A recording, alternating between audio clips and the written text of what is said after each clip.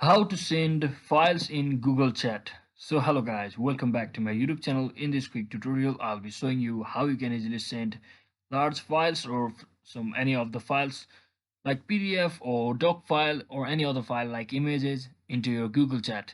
So first thing what you want to do is just head over to any of your browser, and once you're inside your browser just tap on your Google Mail account, and once you successfully signed into your account you will be seeing this interface. So if you are a member in an organization, so you must be having a lot of peers to talk or chat, so just click on this chat button over here. So let me just select this person over here.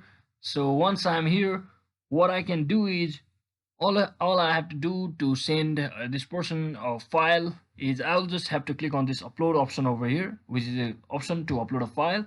So I'll just tap on it and I can simply select any of my video files or anything like this and just click on this. Let's say I'm uploading this sample CPP file, so I'll just click on this and hit the send button. Along with, you can also include messages like this, and once you do all of that, you will have successfully sent the chat or files inside the Google Chat. So I hope this video was helpful guys. If it was, don't forget to like and subscribe to the channel. See you on the next one.